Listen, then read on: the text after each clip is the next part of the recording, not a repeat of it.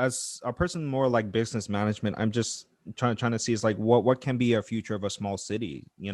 Like we live in a situation where, I think as much as many people would dunk on millennials, it's like we've been through two recessions, right? We've been through a 20-year war, right? We've been through a recession in '08. We're going through a once in a century pandemic.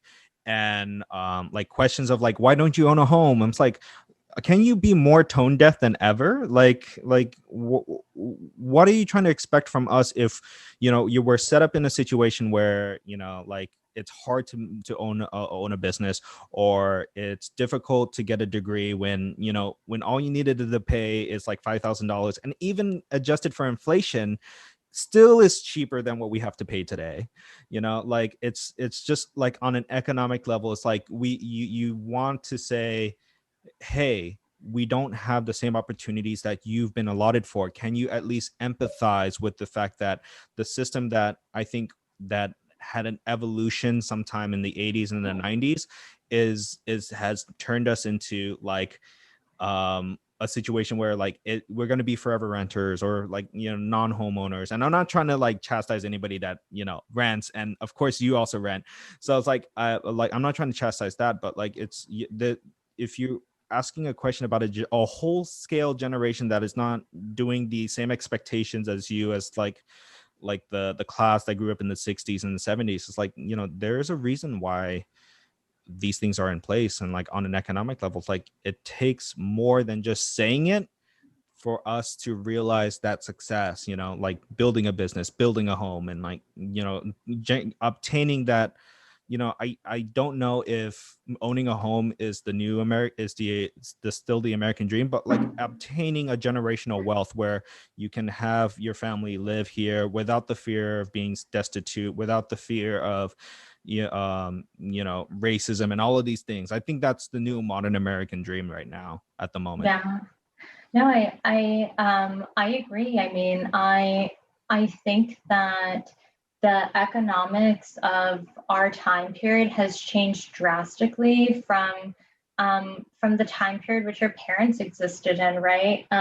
Especially for me, one of the things that I'm personally very concerned about is the kind of changing economics around jobs that are app-based jobs. And so you have workers that are working for Uber or for Lyft or for Grubhub, that are essentially being heavily underpaid or not being provided with any sort of basic basic kind of supports and insurance or any sort of benefits.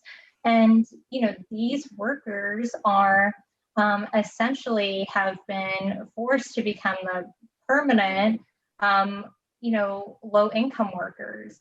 There's no sort of economic mobility for them. There's no possibility for any sort of raises. We're seeing this with Amazon workers as well. And at the same time, these jobs are also the first jobs that we're going to see be eliminated as technology continues to progress. And I worry when I see, statewide legislation like Prop 22 pass, and I don't think that people recognize or realize the kind of long-term impacts that we're going to see statewide props like that have on California. And on top of that, we now see companies like Uber and Lyft trying to pass different forms of Prop 22 in other states.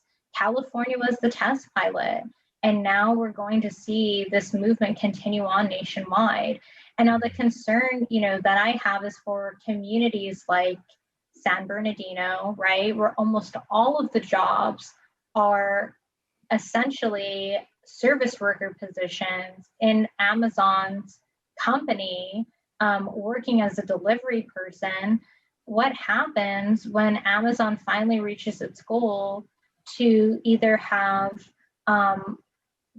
self-driving cars delivering packages, or another piece of technology they're working on that I'm sure you've seen is actual kind of robotic planes that pick up, right, these Yeah. packages and drop them onto people's doorsteps. Uh, and then you cut out an entire workforce. So I think that we are going to need to have a very serious discussion about this idea of a universal basic income Mm-hmm. very soon. I think that that's going to be a discussion we're going to have probably in the next 10 years, Mm-hmm. because we are going to end up with huge unemployment once that technology becomes successful, where we have that kind of automatic delivery service. And for businesses, it's just not going to make sense anymore for them to hire somebody to deliver something to you, right? Right. Um, so I worry about that. That's part of the reason why I fought so hard for hero pay. I joke with folks that I think we must have made the record for city that debated this topic the longest. We talked about it Mm-hmm. for 3 months before we passed it. But part of the reason why I push so hard on this is because I think when companies make these huge profits, they need to be pressured to give some of that profit to their workers. And unless we require them to do so, it's simply just not going to happen. Yeah. This idea of trickle down economics, it doesn't exist. Mm-hmm. I mean, I remember talking about this in my economics class, and it didn't exist back then, it didn't exist in the 90s, and it doesn't exist now. Mm-hmm. Hoping that a corporation is going to be nice and give that money to workers. It's super few and far between does that ever happen. And so unless we legally begin to put pressure on folks to do that, I don't think we're going to see a difference. And for me, I think the next big battle is going to be with regulating a massive company like an Amazon. Mm-hmm. And we have workers in this company that are peeing in bottles because they Right. cannot work enough hours to make a full day's wages. That should be illegal. That is a labor violation. And the fact that we are even discussing, or debating that, and it even needs to be a debate, is so disappointing. And I think an indicator that we need a new labor movement. So, Mm-hmm. I do think that we're gonna really start having these hard conversations in the years to come, and that people are going to begin to recognize that as we automate many of these jobs, and that as companies make huge profits, that we are going to need to tax them more to make sure that people have the basic necessities that they're able to live off of. Right.